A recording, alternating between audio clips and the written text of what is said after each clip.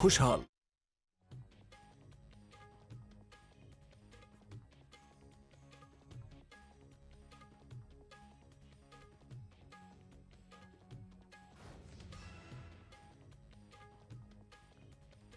National Herald मामले में ED की चार्जशीट पर कांग्रेस का प्रदर्शन। देश भर में ईडी और सरकारी एजेंसियों के दफ्तर के बाहर प्रदर्शन। भाजपा के प्रदेश महामंत्री ने कहा कि राजनीति प्रतिद्वंद्विता नहीं, ईडी अपना काम कर रही है।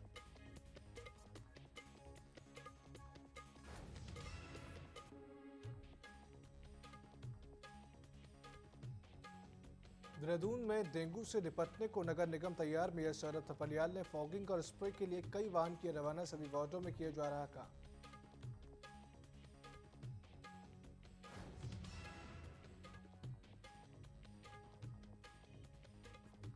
चमोली में विश्व धरोहर रम्मान मेले की तैयारियां तेज। रम्मान की विशिष्ट नृत्य शैली और मुखौटा के लिए अलग पहचान। स्थानीय लोगों की आस्था को संजोए हुए रम्मान मेला।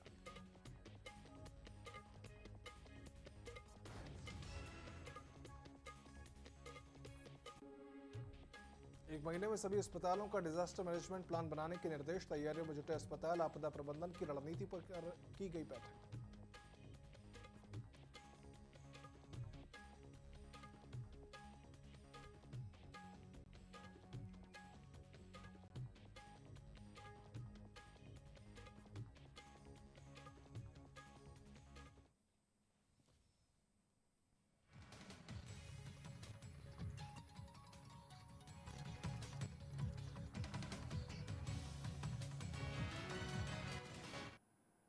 नमस्कार, स्वागत है आप सभी का न्यूज अपडेट के इस बुलेटिन में। मेरा नाम है सिद्धांत त्रिपाठी। शुरुआत करते हैं उत्तराखंड की खबरों के साथ। जहां लोहाघाट के जीआईसी खेल मैदान में नगर पालिका स्तरीय बालक बालिका चयन की आज से शुरुआत हो चुकी है। ट्रायल कार्यक्रम जिले के प्रतिभाशाली युवा खिलाड़ियों की खोज व चयन हेतु आयोजित किया जा रहा है। कुल 12 खेलों के लिए आयोजित ट्रायलों से चयनित खिलाड़ियों को आगे जिला स्तर पर प्रतिभाग करने का अवसर प्राप्त होगा। वहीं जिला क्रीड़ा अधिकारी चंदन बिष्ट ने बताया कि ट्रायल प्रक्रिया को 4 आयु वर्गों में विभाजित किया गया है। बताया गया कि चयन प्रक्रिया खिलाड़ियों को उच्च स्तरीय खेल प्रतियोगिताओं के लिए तैयार करने की दिशा में राज्य सरकार का एक सराहनीय प्रयास है।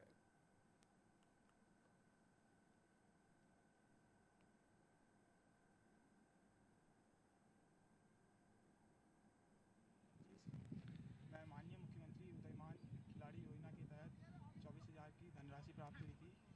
धनराशि से मैंने वॉलीबॉल और बहुत उसके किट राज्य स्तर पर प्रतिभा करने का मुझे मौका मिला। मुख्यमंत्री उदयमान खिलाड़ी प्रोत्साहन योजना के अंतर्गत आज 17 तारीख को हमारे नगर पालिका स्तरीय चयन हो रहे हैं, जिसमें बालक वर्ग में 3 बालकों का चयन जिला स्तर प्रत्येक खेल में प्रत्येक आयु वर्गवार जनपद स्तर हेतु किया जाएगा। और 19 तारीख को बालिका वर्ग में यहाँ पर चयन प्रक्रिया गोरलचौड़ फील्ड में की जाएगी, जिसमें 2 बालिकाएँ प्रति खेल प्रति आयु वर्गवार उनका चयन जिला स्तर हेतु किया जाएगा। उत्तरकाशी में 2 धामों को जोड़ने वाली बहुप्रतीक्षित सिलक्यारा टनल का आज मुख्यमंत्री धामी और केंद्रीय सड़क राज्य मंत्री अजय टम्टा ने प्रारंभ किया। अपने संबोधन में मुख्यमंत्री ने प्राथमिक स्वास्थ्य केंद्र गेवला सियालाना के निकट हेलीपैड के निर्माण व सिकल्यारा टनल के समीप बोकटिब्बा को पर्यटन केंद्र के रूप में विकसित करने की घोषणा की। उन्होंने कहा कि सिलक्यारा टनल पर्वतीय क्षेत्रों के लिए क्रांतिकारी उपलब्धि है। सुरंग अब 1 से 1.5 घंटे की कठिन और जोखिम भरी 25 किलोमीटर की दूरी को केवल 8 और 10 मिनट में तय हो जाएगी।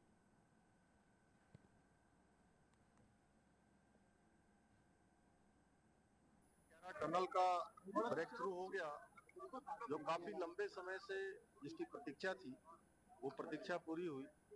मैं सभी क्षेत्रवासियों को बहुत बधाई देता हूँ। इस टनल में काम करने वाली NHI, TCL और उनके सभी कार्मिकों को, सभी अधिकारियों को, उनको भी बधाई देता हूँ। उत्साह है। एक तरफ बाबा बौखनाथ देवता की जो मंदिर की प्राण प्रतिष्ठा भी है, और दूसरी तरफ हमारे लिए एक बड़ा ऐतिहासिक विषय है कि हमारी जो इतनी वर्षों की पीड़ा थी और काफी लोग हमें दूर जाना पड़ता था, यहाँ से ऊपर से बर्फबारी के कारण रास्ते बाधित रहते थे। ये टनल हमारे लिए जो है बनकर के तैयार होने वाली है। विगत कुछ ही सालों में ये टनल आर पार तो हो गई है, लेकिन जो यात्रा के लिए सुचारू रूप से लगभग 1 साल बाद सुचारू रूप से चालू हो जाएगी। आगामी चारधाम यात्रा में दुर्घटनाओं की रोकथाम के लिए परिवहन विभाग ने 2 दिनों तक देहरादून, हरिद्वार, टेहरी और उत्तरकाशी जनपद में सख्त चेकिंग अभियान चलाया। इस बात को लेकर नवनियुक्त आरटीओ प्रवर्तन डॉक्टर अनीता चमोला ने कहा कि इस अभियान में कुल 24 टीमों ने प्रतिभाग किया और कहा कि अभियान के दौरान कुल 804 वाहनों के चालान किए गए, जिनमें कि 19 वाहनों को सीज किया गया और 176 वाहनों का ओवरलोडिंग में चालान होने के अलावा 107 वाहनों का ओवर स्पीडिंग में भी चालान हुआ है।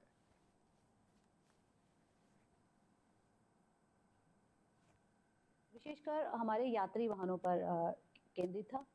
इस पूरे अभियान में 804 वाहनों के लगभग चालान हमने किए हैं, जिसमें कि 19 वाहन सीज भी किए गए, जिनके कि प्रपत्र पूर्ण नहीं पाए गए।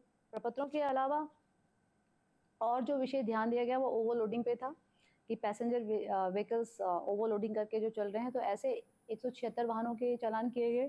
साथ ही ओवर स्पीडिंग में अगर कोई वाहन चल रहा है तो उस पर भी कार्रवाई करते हुए 107 ओवर स्पीडिंग के चालान हमने किए हैं और डीएल्स के विरुद्ध भी इसमें संबंधित जो चालक है वाहन का, उसके चालक के डीएल के विरुद्ध भी कार्रवाई की संस्तुति की गई है, उसको सस्पेंड किया जाएगा। फिलहाल के लिए थाना क्षेत्र के कोटा मुरादाबाद गांव में प्रधान और पूर्व प्रधान के बीच चुनावी रंजिश को लेकर जमकर मारपीट हुई, जिसका वीडियो भी सोशल मीडिया पर वायरल हो रहा है। वहीं पुलिस का कहना है कि वीडियो के आधार पर आरोपियों की तलाश जारी है, जल्द आरोपियों को गिरफ्तार भी कर लिया जाएगा। पूर्व प्रधान वर्तमान प्रधान वाला कुछ इश्यू है, किसी छोटी बात को लेके पहले भी झगड़े थे, तब भी इसमें लीगली एक्शन लिया था। कल पुनः ये झगड़ा हुआ एक छोटी सी बात को लेकर के, तो उसमें हमें तहरीर मिली है और लीगल कार्रवाई चल रही है। जो उसमें दोषी उनके खिलाफ सख्त कार्रवाई होगी, ताकि फिर ये चीज़ें जो लगातार रिपीट हो रही है नहीं। पूर्व प्रधान तो चंपावत में सड़क क्षेत्र में गिरे हुए पेरोल के साथ ही सूखी लकड़ी को एकत्र कर नष्ट कर दिया गया। साथ ही साथ वन दरोगा करण सिंह बिष्ट ने वाहन चालकों से वनों को आग से होने वाले नुकसानों से बचाने में सहयोग करने की अपील की। बताया कि 15 जून तक फायर सीजन चल रहा है। कहा वनाग्नि रोकथाम में प्रत्येक वन लोग अपना सहयोग दें।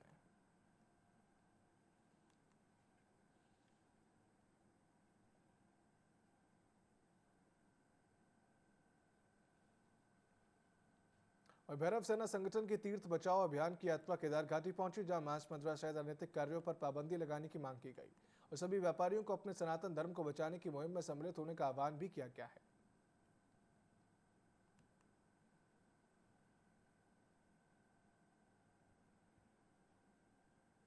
हमारे जो तीर्थ क्षेत्र है, जैसे वेटिकन सिटी में गैर ईसाई नहीं जा सकते, मक्का मदीना में गैर मुस्लिम नहीं जा सकते, तो फिर हम ये चाहते हैं कि हमारे हिंदू जो तीर्थ स्थल है वहाँ पर भी जो है गैर हिंदुओं का प्रवेश प्रतिबंधित किया जाए। और यदि कोई आता भी है तो हमारे मान बिंदुओं के आधार पर आ जाए तो हमें कोई प्रॉब्लम भी नहीं है। तो मान बिंदु के आधार पर हमारा ये है कि गौमूत्र जो गौ माता से मिले, गौ माता हमारे जो है कहते हैं कि 33 कोटि देवताओं का उसमें जो है वास होता है। और गौ हमारे पहाड़ में, हमारे सनातन धर्म में आज भी गौ माता के गौमूत्र से या उसके गोबर से पहले लिपा जाता है, या मतलब जो भी गोबर गणेश जैसे कहते हैं, तो सारी जो मतलब आध्यात्मिक कार्य होते हैं गौ माता से होते हैं। तो हम ये मानते हैं कि गौ माता के आसमान से राक्षसी प्रवृत्ति भी जो है सात्विक हो जाएगी। तो जो भी व्यक्ति हमारे उत्तराखंड धाम में आए बिना पंचगव्य के आसमान के ना आए, ये बहुत सरल है, बहुत हिंदू रीति रिवाज के अनुरूप है, इसमें कोई आक्रामकता नहीं है, कोई मतलब वैसी बात नहीं है, तो ये हो सकता है। तो दून अस्पताल से एक मामला सामने आया जिसमें एक महिला की डिलीवरी हुई, उसके तुरंत बाद बच्चे की भी मौत हो गई। जहां परिवार वालों ने डॉक्टर्स पर लापरवाही का आरोप लगाया, वहीं इस मामले में पति ने कहा कि उनकी पत्नी की डिलीवरी नॉर्मल नहीं होनी थी। इसकी बात उन्होंने दून अस्पताल के डॉक्टर्स से बताई, लेकिन डॉक्टर्स ने डिलीवरी उनसे बिना पूछे नॉर्मल की, जिससे उनके बच्चे की भी मौत हो गई है। हम बाहर निकल जाएंगे, फिर हमारे पेशेंट की सूद बूद कौन लेगा? और यही चीज सर 2 दिन से 15 तारीख शाम से 16 तारीख 17 तारीख हो गया आज भी सुबह कल शाम जब बच्चे की डेथ हो गई, हमने कहा आपने अपनी डॉक्यूमेंट्री करिए और बच्चे को हमें सुपुर्द कर दीजिए। तो वहां पर भी उन्होंने 4 घंटे लगा दिए कि डॉक्टर नहीं है, डॉक्टर ओटी में है, डॉक्टर ओटी में है। तो अगर डॉक्टर ओटी में है तो वो ओटी में ही रहेंगे क्या? और आज भी हम अपने पेशेंट को जो है ले जाना चाह रहे हैं, हमारा पेशेंट अंदर रो रहा है, सबके बच्चे हाथ में देख रहे हैं और हमारा पेशेंट परेशान हो रहा है वहाँ पर। तो हम चाह रहे हैं कि हमारा पेशेंट अगर नॉर्मल में बीए में है तो हमें दे दीजिए, लेकिन वो कॉम्प्लिकेशन भी नहीं बता रहे हैं कि तुम्हारे पेशेंट में ये कॉम्प्लिकेशन है, इसलिए हम डिस्चार्ज नहीं कर। मैं खुद देख रही थी, वो बार बार बीपी चेक कर रहे थे, बीपी थोड़ा बड़ा था, इस वजह से वो हमें बोल रहे थे कि हमें बीपी नॉर्मल करने में थोड़ा टाइम लग रहा है। और उसके बावजूद वो बार बार बच्चे के हार्ट बीट भी चेक कर रहे थे। तो जब सब कुछ नॉर्मल था तो उन्होंने जो है जब जहाँ से मामला बिगड़ने लगा तो हमें क्यों नहीं सूचना दी उन्होंने कि अगर आप संभाल सकते हो तो ये कंडीशन आ रही है। जब हम सब चीज़ के लिए तैयार थे, उत्तरकाशी से हमें रेफर किया गया है। इस पे हम ये चाहते हैं कि जो लापरवाही हॉस्पिटल ने हमारे साथ की है वो आगे से किसी माँ के साथ ना हो, किसी बाप के साथ ना हो। मैं भी एक माँ हूँ, मुझे पता है कि बच्चा माँ के लिए क्या होता है। उत्तराखंड में कांग्रेस जहां महंगाई को लेकर विरोध प्रदर्शन कर रही है, तो वहीं दूसरी तरफ भाजपा ने भी महंगाई को लेकर कांग्रेस पर तंज कसा। प्रभारी मंत्री मधु बट्टर ने कहा कि कांग्रेस कार्यकाल में महंगाई चरम सीमा पर थी, भाजपा सरकार ने महंगाई पर कंट्रोल किया। वहीं उन्होंने आगे कहा कि धामी सरकार जनता के हितों को ध्यान में रखते हुए उज्ज्वला योजना के तहत निःशुल्क गैस प्रदेश की जनता को देने के साथ ही स्वास्थ्य के क्षेत्र में आयुष्मान की सेवाएं भी दी जा रही हैं। इसके अलावा और भी कई योजनाएं हैं जो कि प्रदेश की जनता के हित के लिए उत्तराखंड में चलाई जा रही हैं, जिनका लाभ सीधे तौर पर जनता को मिल रहा है।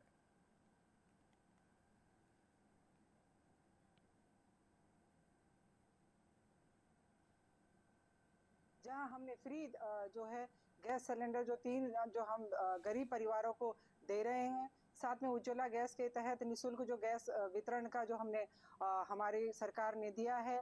आयुष्मान इतनी बड़ी योजना जो है, निःशुल्क स्वास्थ्य सेवाएं दी जा रही हैं। हर क्षेत्र में अगर कहे कि जो हमारे गरीब स्तर जो गरीबी जो हमारे अटल खाद्यान्न योजना जो चल रही है, उसके तहत जो है अटल खाद्यान्न योजना के तहत अन्न भी दिया जा रहा है। तो हाईकोर्ट ने ऋषिकेश में निर्वाचित मेयर शंभू पासवान के जाति प्रमाण पत्र को लेकर दाखिल याचिका का निस्तारण करते हुए डीएम को निर्देश दिया। उन्होंने 4 सप्ताह के भीतर प्रमाण पत्र की जांच कर निर्णय लेना है। डीएम सविन बंसल ने बताया कि हाईकोर्ट के फैसले के अनुसार कमेटी का गठन किया गया है और रिपोर्ट मिलने के बाद मामले की विस्तृत जांच करके रिपोर्ट कोर्ट के समक्ष पेश की जाएगी।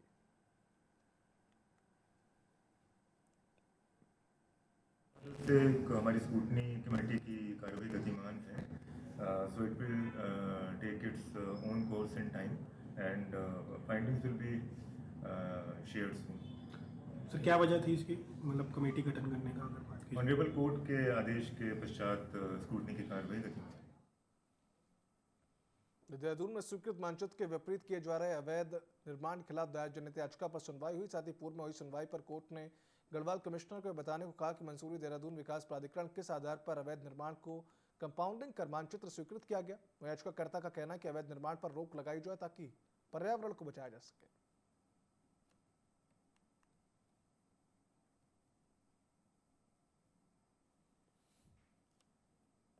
लेकिन आज हुई सुनवाई में कमिश्नर गढ़वाल आईएएस विनय शंकर पांडे साहब ने अनकंडीशनल अपॉलॉजी दी है ऑनरेबल कोर्ट में कि जो उनसे कुछ गलत तरीके से विकास प्राधिकरण से नक्शे स्वीकृत हुए हैं या कंपाउंडिंग की कार्रवाई हुई है और इलीगल कंस्ट्रक्शन के ध्वस्तीकरण के बिना कंपाउंडिंग की कार्रवाई हुई है, और उसको वो 21 दिन से लेकर 1 महीने के समय में रेमेडी कर देंगे। लेकिन आज हुई सुनवाई में नैनीताल के 12 पत्थर व फांसी गदरे में स्थित टोल बूथ दोबारा संचालित हो गई। आपको बता दें कि 15 अप्रैल को उच्च न्यायालय से नगर पालिका के टोल बूथ खोलने की अनुमति के बाद 11 वर्षों से बंद टोल बूथों का संचालन शुरू कर दिया गया है, जिन्हें 2014 में उच्च न्यायालय ने बंद करने के निर्देश दिए थे। वहीं हाईकोर्ट के आदेश के बाद नगर पालिका ने टोल बूथों पर टोल लेना भी शुरू कर दिया है।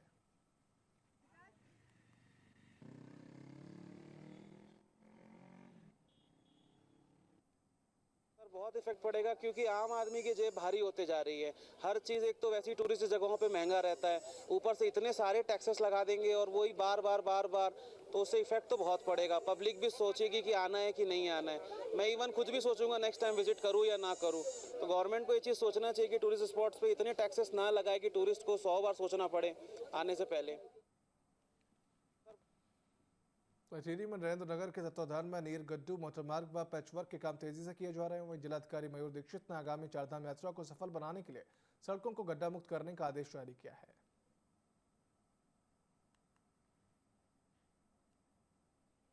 लेकर हमारी जो तैयारियां वो अंतिम दौर में हैं और इसमें जहाँ भी रास्ते हैं, इंपॉर्टेंट हैं, नेशनल हाईवेज हैं, स्टेट हाईवेज हैं, डिस्ट्रिक्ट रोड्स हैं, वहाँ पर हमारा पैचवर्क का कार्य चल रहा है और ऑल्टरनेट रूट्स भी हो सकते हैं। वहाँ पर भी हम साफ़ सफाई, झाड़ी कटान, नाली खोलने का आदि का कार्य भी कर रहे हैं। साइनेजेस भी लगा रहे हैं और जो संवेदनशील स्थल है वहाँ क्रैश बैरियर आदि फिर से हम चेक कर रहे हैं कहीं छोटे ना हो और सीसीटीवी कैमरेज भी इंस्टॉल किए जाए। चमोली में भारतीय सेना ने गोविंद घाट से हेमकुंड साहिब तक के ट्रैक मार्ग पर रेकी की गई। इस दौरान 6 किलोमीटर के ट्रैक मार्ग पर 2 से 7 फीट बर्फ भी जमा है जो घाघरी से हेमकुंड साहिब तक फैली हुई है। वहीं हेमकुंड साहिब ट्रस्ट के अध्यक्ष नरेंद्रजीत सिंह बिंद्रा ने मुख्यमंत्री धामी की प्रशंसा की, जिन्होंने पुल गिरने के बाद व्यक्तिगत रूप से फोन कर 30 टन क्षमता वाले वैकल्पिक पुल के निर्माण का आश्वासन दिया था।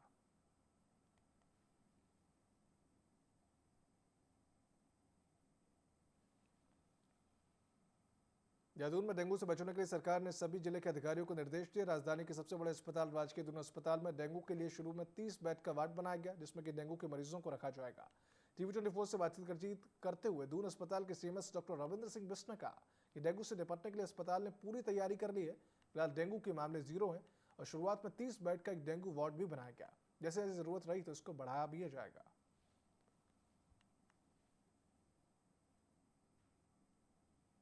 डेंगू का जो प्रकोप होने का अभी जो संभावना व्यक्त की जा रही है कि आने वाले समय में डेंगू के केसेस आ सकते हैं, इसके लिए हमने अस्पताल की कल पूरा रिव्यू किया था। तो जितनी तैयारी हमने करनी थी वो हमने कल रिव्यू करके पूरी कर दी है। अब तैयारियां इसमें चरणबद्ध तरीके से की जाती है। अगर हम स्टार्ट करें तो सबसे पहला काम होता है पेशेंट की डायग्नोसिस का। तो डायग्नोसिस के लिए सबसे पहले इन्वेस्टिगेशंस की ज़रूरत होती है। तो हमने अपनी लैब्स, जिसमें माइक्रोबायोलॉजी लैब हो जाती है और बायोकेमिस्ट्री लैब होती है, दोनों को निर्देश दिया है कि अपने रिएजेंट्स का स्टॉक मेंटेन करके रखें। खबरों का सिलसिला यूं ही जारी रहेगा। जल्द लौटते हैं एक छोटे से ब्रेक के बाद।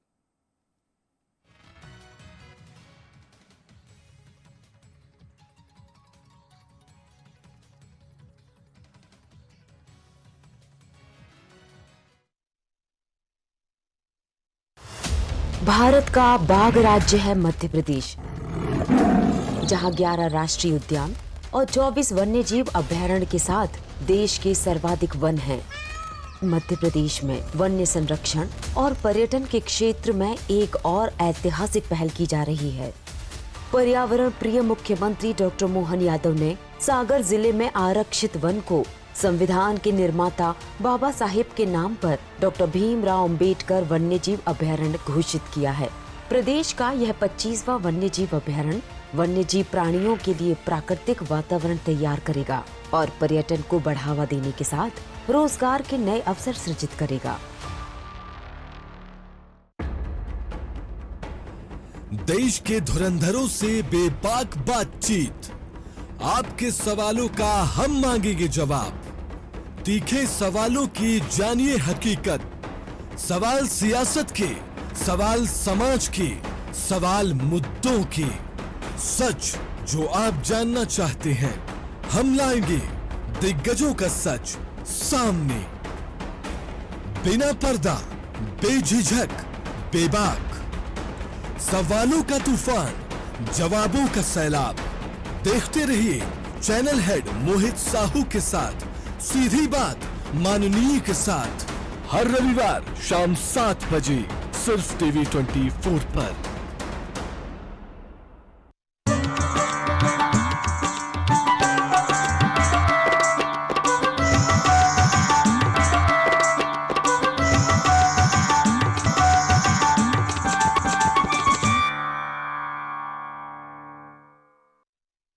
चाहे हो लोगों के अनेकों रूप, चाहे हो लोगों के अतरंगी तस्वीरें, या कुछ ऐसा जिसे देखकर चौंक जाएंगे आप, या हो जाएंगे हंसी से लोटपोट। आपको दिखाएंगे ये सब सिर्फ यहाँ। तो मैं अंकिता लेकर आ रही हूँ आपके लिए एक ऐसा स्पेशल शो जिसका नाम है वायरल 24, जहाँ पे होंगे सोशल मीडिया पर वायरल हुए हुए तमाम ऐसे मशहूर वीडियोस। तो देखना ना भूले हमारे साथ हमारा ये शो वायरल 24। मैं आ गई हूँ पूछने आम जनता के हाल, लेके उनके लिए ढेर सारे सवाल।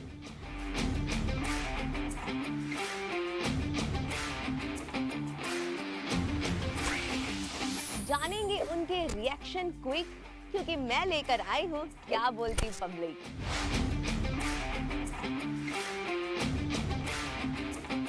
यहाँ होंगे बहुत सारे मजेदार क्वेश्चन एंड आंसर्स राउंड, और ऐसे आंसर्स मिलेंगे जिन्हें सुन के हंसना रोक नहीं पाएंगे आप। तो देखना ना भूलिए मेरे साथ क्या बोलती पब्लिक सिर्फ TV24 पर।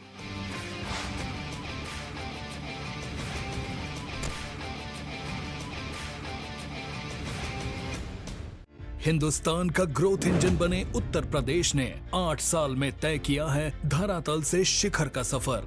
2017 से पहले वाले बीमारू राज्य के धब्बे को मिटाने के लिए अपराध के प्रति जीरो टॉलरेंस, अधोसंरचना का तीव्र विकास और युद्ध स्तर पर किया गया है कल्याणकारी योजनाओं का क्रियान्वयन। एक्सप्रेसवे, एयरपोर्ट, मेट्रो रेल, रोजगार, शिक्षा, स्वास्थ्य, किसान सम्मान निधि, फसलों का उचित मूल्य और ईज ऑफ डूइंग बिजनेस में यूपी बना है नंबर 1।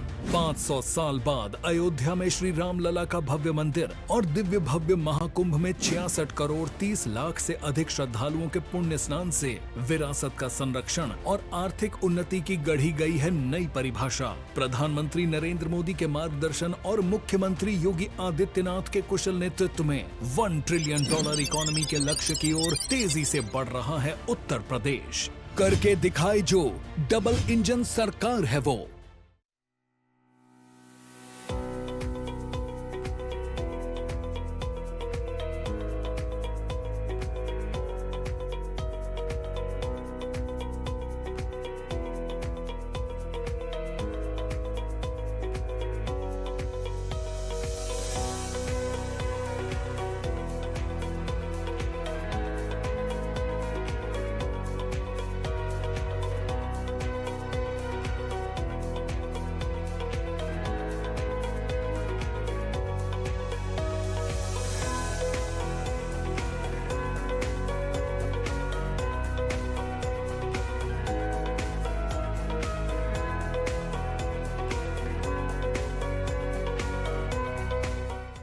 प्रधानमंत्री नरेंद्र मोदी के मार्गदर्शन और मुख्यमंत्री योगी आदित्यनाथ के कुशल नेतृत्व में यूपी में कायम हुआ है कानून व्यवस्था का राज। 2017 से पहले दंगे फसाद, अवैध कब्जे, उगाही और महिलाओं के विरुद्ध अपराध से जनता त्राहिमाम कर रही थी। लेकिन बीते 8 वर्षों में अपराध के प्रति जीरो टॉलरेंस से भयमुक्त हुआ है उत्तर प्रदेश। बड़े अपराधियों पर गैंगस्टर एक्ट और एनएसए की कार्रवाई की गई। दुर्दांत अपराधी या तो एनकाउंटर में मारे गए या सलाखों के पीछे पहुंचाए गए। माफिया के अवैध कब्जे से लगभग 3000 करोड़ की संपत्ति जब्त कर उन पर गरीबों के लिए बनाए गए हैं आवास। पुलिस कमिश्नरेट व्यवस्था, anti terrorist squad, special security force, महिला पीएसी बटालियन और सीसीटीवी कैमरों के जाल ने सुरक्षा व्यवस्था को बनाया है अत्याधुनिक। स्मार्ट पुलिसिंग का परिणाम है कि महाकुंभ 2025 में 66 करोड़ 30 लाख से ज्यादा श्रद्धालुओं ने पुण्य स्नान किया, लेकिन मामूली अपराध की घटना भी नहीं हुई। सेवा, सुरक्षा एवं सुशासन का आधार, डबल इंजन की सरकार।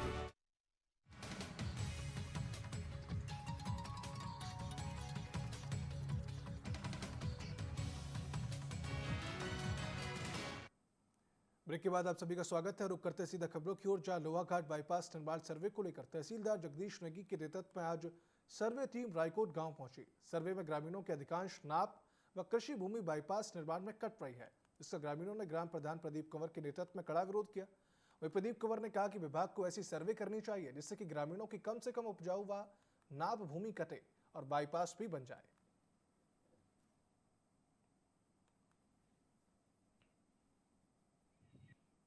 सबको पता है कि रायकोट कुंवर की जो है अधिकांश जनता जो है अपनी कृषि योग्य भूमि से पैदावार उपज से ही अपना परिवार चलाते हैं तथा उसी पे कृषि पे ही जो है लगभग सभी लोग आश्रित हैं।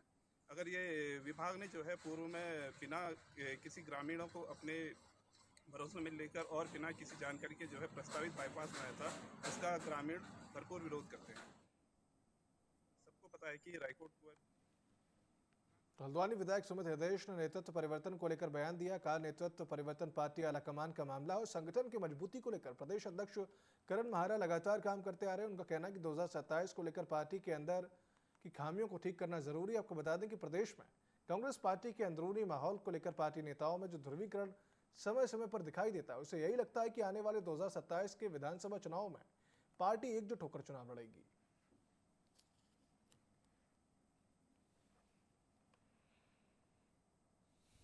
और जहां तक नेतृत्व परिवर्तन की बात है, ये देखिए मेरा विषय है नहीं, ये आला कमान का विषय है, हाई कमान का विषय है, वो सर्वमान्य है। 2027 को देखिए गंभीरता लानी पड़ेगी। असली बात यह है, गंभीरता नहीं, अगर हम जल्दी शीघ्र हमने गंभीरता नहीं लाए, हम अपने विषयों पर हमने अगर मजबूती के साथ लड़ना शुरू नहीं करा, क्योंकि जनता त्रस्त है, जनता चाह रही है नेतृत्व, जनता चाह रही है कि कोई उनकी आवाज बनकर आगे बढ़े। न्यूज अपडेट की इस बुलेटिन में फिलहाल इतना ही। आप देखते रहिए TV24। नमस्कार।